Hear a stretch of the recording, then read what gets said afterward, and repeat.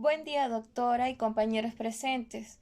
El día de hoy les voy a hablar sobre la extorsión, que está tipificado en el artículo 2 de nuestro Código Penal peruano.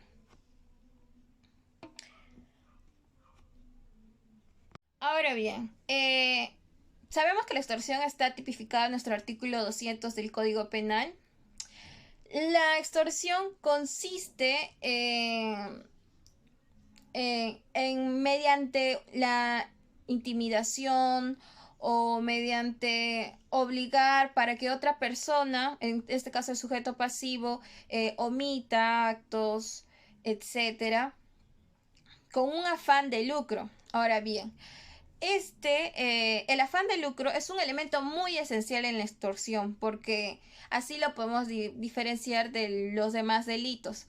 Eh, la extorsión obliga a que en este caso el sujeto pasivo incumpla la ley si aceptando las condiciones que le da, afectándose de su patrimonio. Más que todo debemos tener como base en este delito lo que es la amenaza, ya que el sujeto activo obliga a la persona pasiva a realizar negocios, como bien anteriormente dije, legales o ilegales, a pesar de que la extorsión todavía se considera un delito autónomo. Ahora bien, entrándonos más en el marco teórico, la extorsión, según la Real Academia Española, dice que la extorsión es la presión que se ejerce sobre alguien mediante amenazas, obligarlo a actuar de determinada manera. Como anteriormente dije, obtener así dinero u otro beneficio. Ahora bien, el sinónimo de este concepto que nos da la Real Academia Española eh, eh, también encierra lo que es principalmente el delito de amenaza condicional, en lo que creo que es una palabra clave para determinar lo que es la extorsión. Ahora bien, según las jurisprudencias que bueno, creo que todos hemos podido analizar algunas, en el que eh, la extorsión no se debe confundir con la coacción, eh, etcétera. Pero actualmente existe otra modalidad que se le llama la sextorsión. ¿En qué consiste la sextorsión? La sextorsión consiste cuando una persona, que es en este caso el sujeto activo, amenaza al sujeto pasivo con difundir, puede ser imágenes, videos, eh, donde claramente difunde escenas sexuales, etcétera, donde la coacciona a cambio de dinero. Entonces, es donde se da esta nueva modalidad de extorsión. Ahora bien, pasaremos al siguiente tema, que es elementos. Ahora bien, les hablaré sobre los elementos de la extorsión. Eh, Empezando, quiero explicarles que el sujeto activo es el que lleva a cabo la extorsión, y el sujeto pasivo es la persona afectada en sí, es la persona extorsionada, es la persona que es intimidada mediante violencia para doblegar su voluntad. Ahora, teniendo en cuenta esto, dado que la extorsión es un delito, como hemos dicho anteriormente, no es autónomo, es pluriofensivo, no solo afecta al bien jurídico, sino también puede ser afectados muchos más. Como en nuestro código penal podemos dar lectura, nos podemos dar cuenta que esta tipificación de la extorsión protege más que lo que es el patrimonio, la integridad física y la libertad.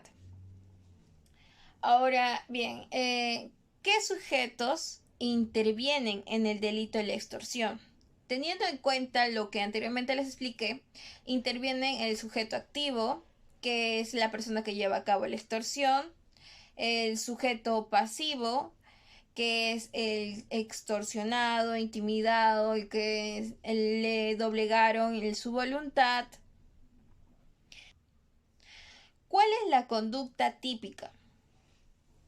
Eh, en cuanto a la conducta, sabemos que extorsionar consiste en obligar a alguien con violencia o intimidación a hacer o no hacer un acto o un negocio jurídico, por ejemplo, en perjuicio del patrimonio o el bien o en perjuicio también de un tercero. Ahora, los elementos objetivamente han de estar siempre presentes, considerando que se ha cometido un delito de extorsión. Son tres. El principal elemento que debemos considerar es la violencia, claramente. Eh, o también la intimidación. Violencia o intimidación.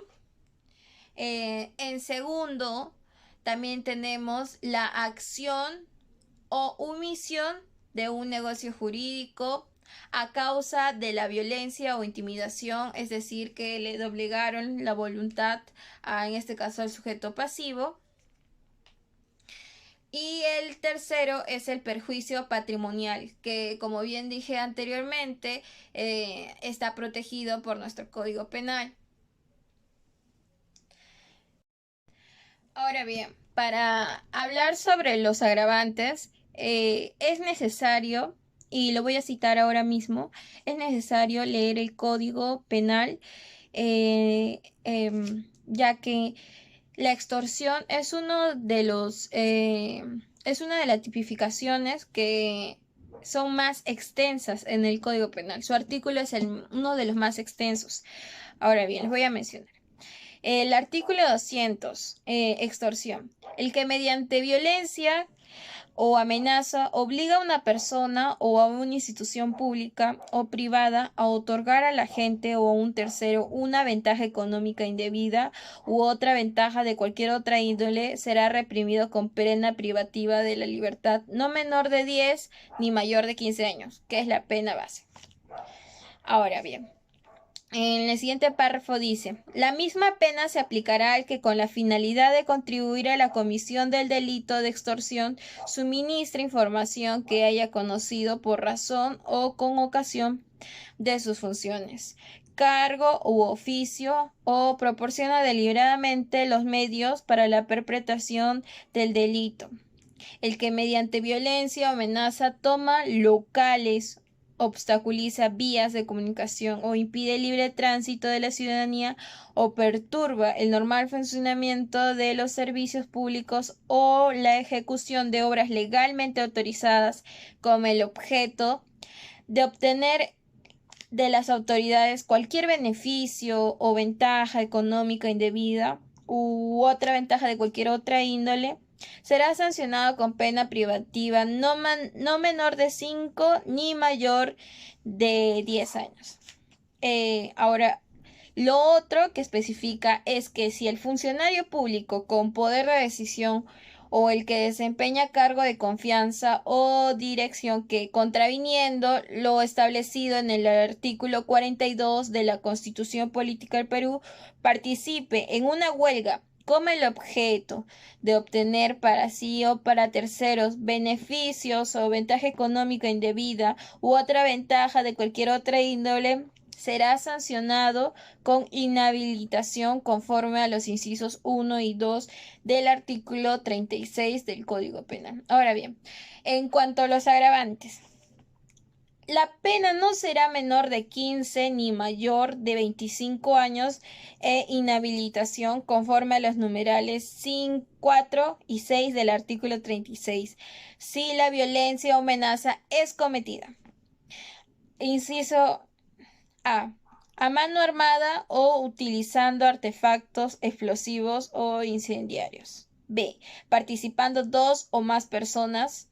o contra el propietario responsable o contratista de la ejecución de una obra de construcción civil o pública o privada, de cualquier otro modo, impidiendo, perturbando, atentando o afectando la ejecución de la misma.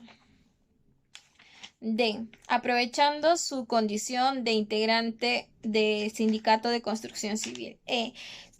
Simulando ser trabajador de construcción civil.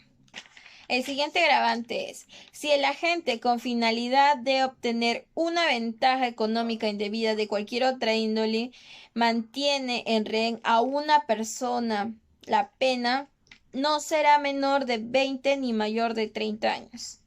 Y la pena será privativa de libertad no menor de 30 años cuando el supuesto previsto en el párrafo anterior dura más de 24 horas. Se emplea crueldad contra el rehén.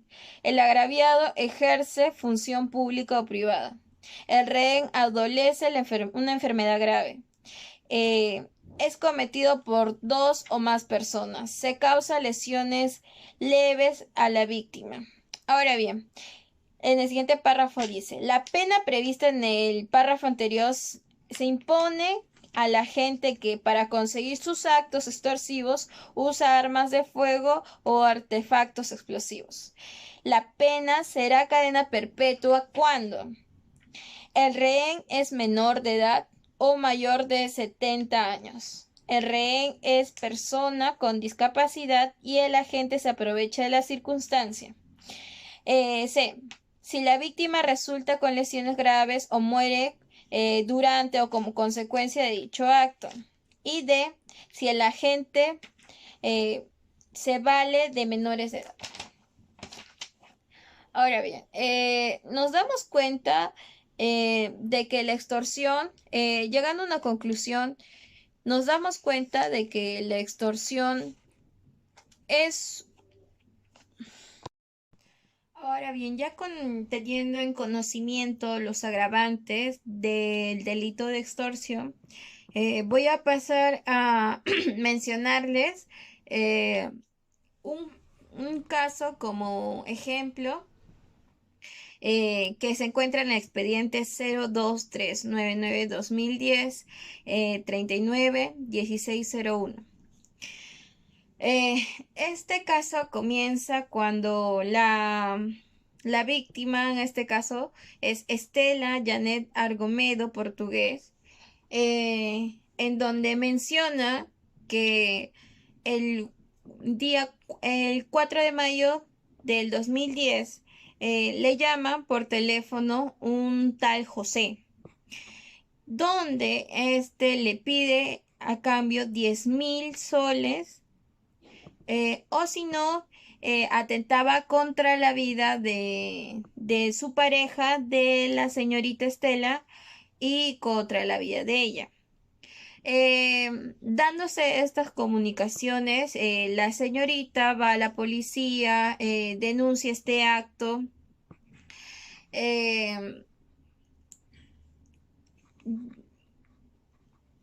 La policía hace una intervención, hace un proceso, sigue las llamadas hasta que el extorsionista llamado José le dice que el dinero tienen que entregarlo en una bolsa, en una dirección exacta y tirarlo debajo del carro azul.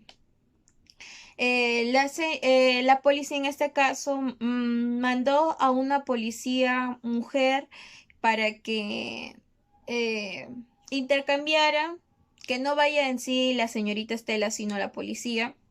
Y haciendo todos estos pasos que le indicó el extorsionista, la policía tiró el dinero en la bolsa debajo del auto azul. Y es donde camuflados los policías hacen una intervención a la señora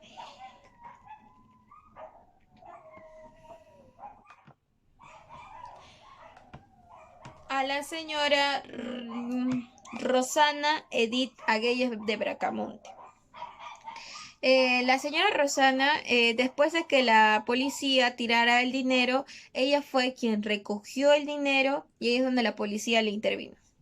En los juicios orales, la señora Rosana alegaba de que ella también ha sido extorsionada porque había un tal Joseph que le decía que si no recogía el dinero, iba a violar a su menor hija. Pero en los juicios orales le decían, pero ¿cómo tú mantienes contacto o un anexo? ¿De qué manera te contactó este hombre? Ella simplemente contesta que no lo conoce, eh, lo has visto en persona o algo así. Ella responde que no, que si este tal Joseph, de qué número te llamaba, si, o en caso a ti también te estaban extorsionando, pero tampoco decía que tampoco sabía nada, pero llegaba en contradicciones en que cómo no puede saber, no puede tener un contacto si es que descubrieron llamadas que mantenía ella, pero no se demostró que fuera con el tal Joseph. Eh, eh, en sí, la sentencia salió, la señora Rosana Edith es culpable. eh, y es allí donde nos podemos dar cuenta la tipificación de lo que es la extorsión. En este caso no pudimos ver agravantes como tal. Sin embargo, quiero llegar a la conclusión con este caso que, como mencioné anteriormente, la extorsión lamentablemente está tipificada como si fuera unipersonal, lo cual no lo es, y pienso que también debería estar tipificado una coautoría, porque la extorsión no siempre va solo de una persona, sino también pueden haber más implicados.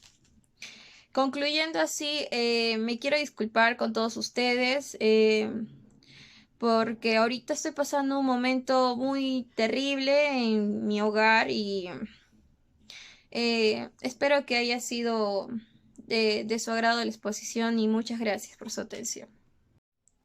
Buen día, doctora y compañeros presentes. El día de hoy les voy a hablar sobre la extorsión, que está tipificado en el artículo 2 de nuestro Código Penal peruano.